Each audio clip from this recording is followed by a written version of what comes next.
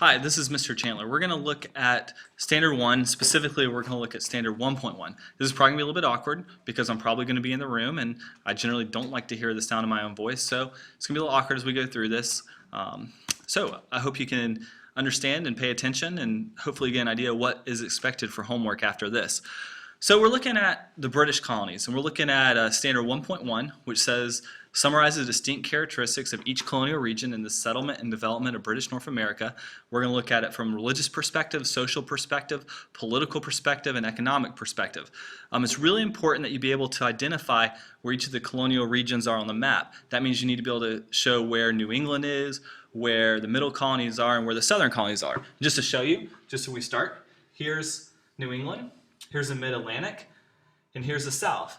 And in particular, the places that we're going to look at Massachusetts in New England, and then we're going to look at Pennsylvania in the middle, or Mid-Atlantic, and then we're going to look at South Carolina and Virginia in the South.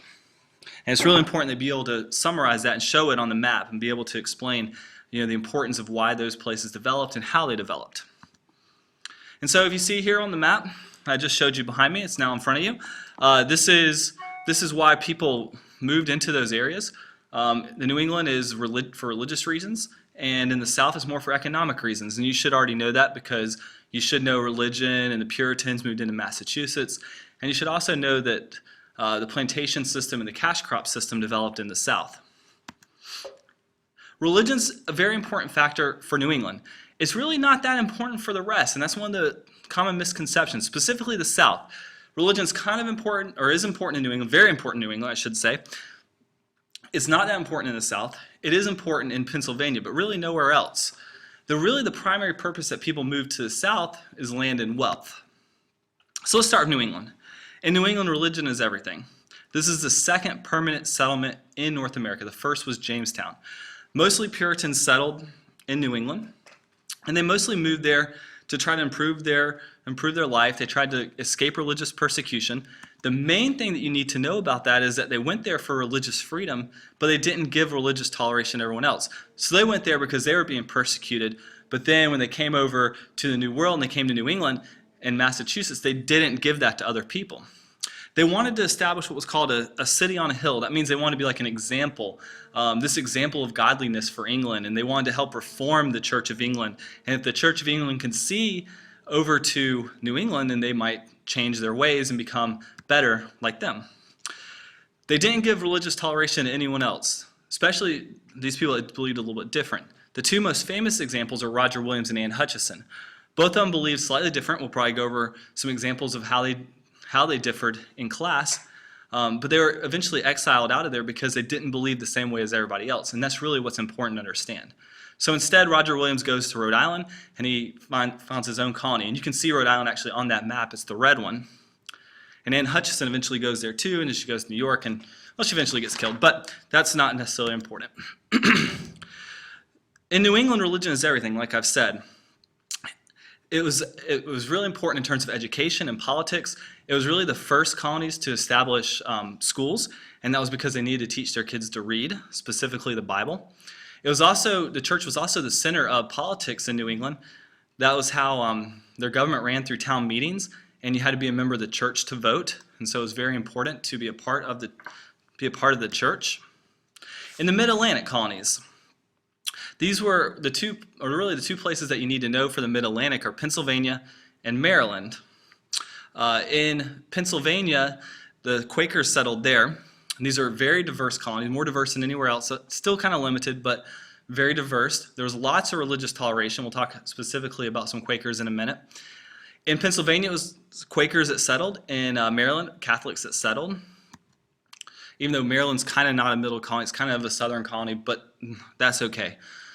In Pennsylvania, the Quakers settled, and the Quakers believed that everyone had an inner light, and they believed in this religious toleration. And if you think about Philadelphia, which is in Pennsylvania, is known as a city of brotherly love, and that's kind of how they felt about everyone that lived there. That's why they had such great relations with the Native Americans when other places didn't.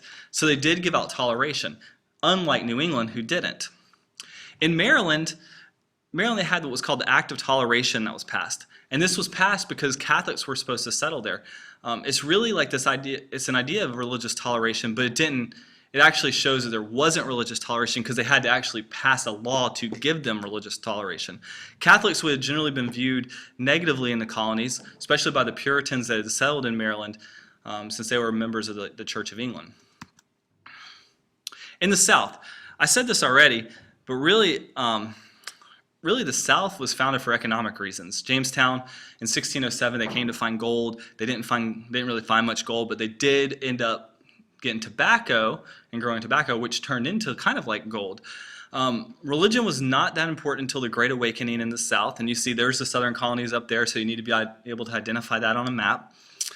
There is a lot of religious toleration in the South, and that's kind of, if you kind of hear all this talk about religion, then that's going to kind of show you that after the country is formed, after we break away from England, that the separation of church and state is going to be very important to our new government and to our people in the country.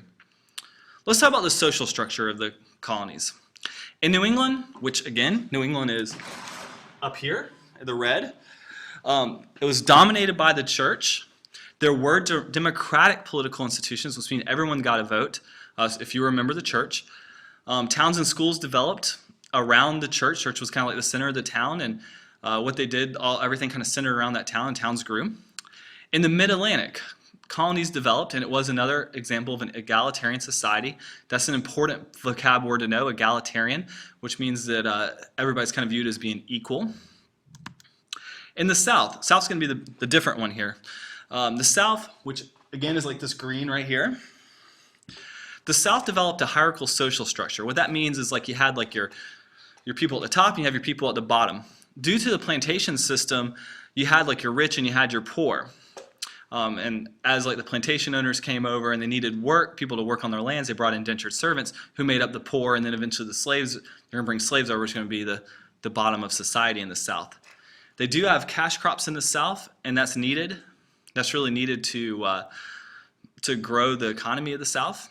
And like I was saying, there were indentured servants that came to America. In case you don't remember what indentured servants were, they were workers who probably owed some money back in England, and they agreed to come over here to work for 4 to 7 years, and that would pay off their passage. There were a lot of abuses in the system. There's hard work, and eventually people just didn't want to become indentured servants, as you could probably imagine. Slavery becomes a major issue. It should say slavery at the top. Slavery becomes a major issue that's not going to be settled until 1865. The plantation system also causes some problems with development of towns and schools, because you really don't need towns as much. You need a few towns to go to trade your goods and to ship your goods off to England, but you don't need a lot of towns. So towns didn't really grow. There are no real schools because the kids aren't really going to be going to school. They're going to be working on the farms. Plantations were self-sufficient. They grew and made most of what they needed, so towns aren't really that important.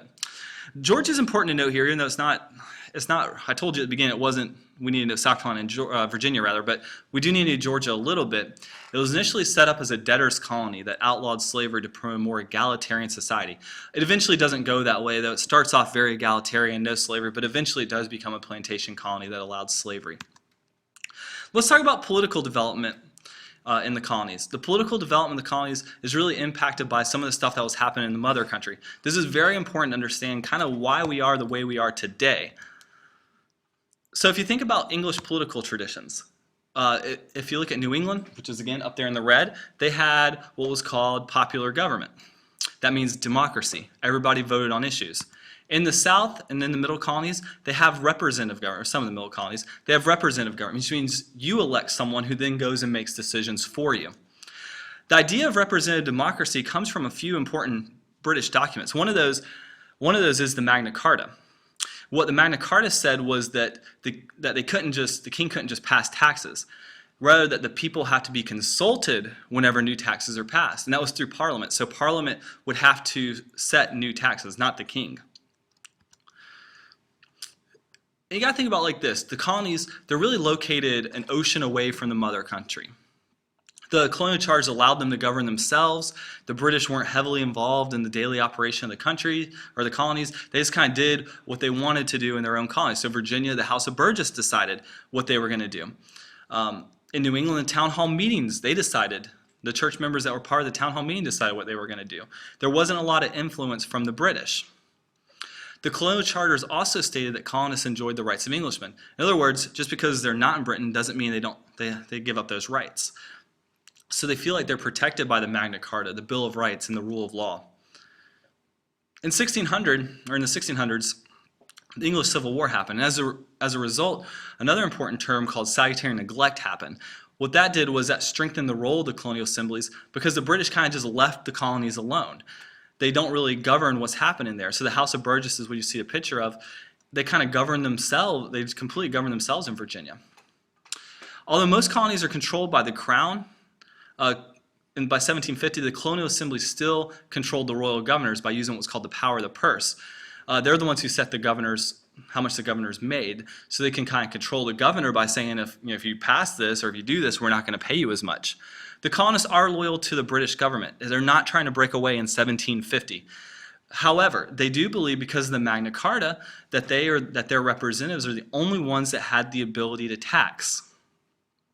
And they got that through the Magna Carta and because of the whole time period of salutary neglect. And so they believe strongly in that phrase, no taxation without representation.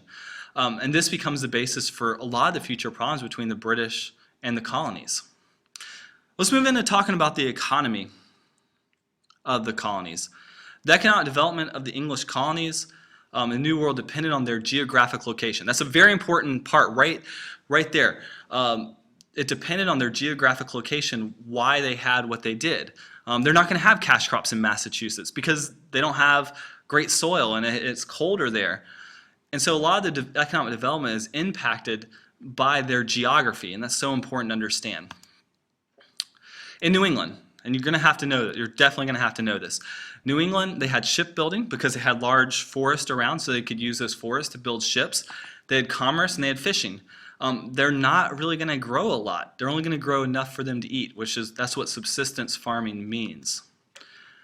Because of their geographic conditions, New England really doesn't have slaves, and that's going to change a lot of their views going forward because they don't have slaves, they don't need slaves, and so it's going to kind of set it up so the South has slaves and the North doesn't, and that's going to lead to some issues later. In the Mid-Atlantic, they do grow stuff in the Mid-Atlantic. They're what's thought of as the breadbasket of the country. They have fertile soil, they have a moderate climate. If you think about Pennsylvania, New York, New Jersey, so they're able to grow corn and wheat, and they're going to end up shipping those other places. They also don't have a lot of slaves. Instead, they rely on having large families and having lots of kids to work those farms. In the South, we all know that the South is dominated by cash crops, not cotton, but rather the other three, tobacco, rice, and indigo, as you see up on the screen. There's a long growing season in the South and fertile soil, and so they're going to grow cash crops. Like I said, cotton's not around until really the invention of the cotton gin in 1803, which is well after what we're talking about now. They do depend on slave labor because it's hard to grow those crops and pick those crops without having like some form of labor. And crops are exported on ships from New England. So let's talk just a little bit more about the economy of the colonies in general. Mercantilism is this economic system that the British had, which really the mother country relies on its colonies to produce crops and to produce goods, and then they ship those raw materials like rice and indigo and bread and wheat, and then they end up sending back finished goods over to the colonies. And the idea is that you're going to get rich, the mother country is going to get rich off of the colonies. Eventually, they're going to start trying to pass laws to limit or to get more involved in the colonies, like the Navigation Acts.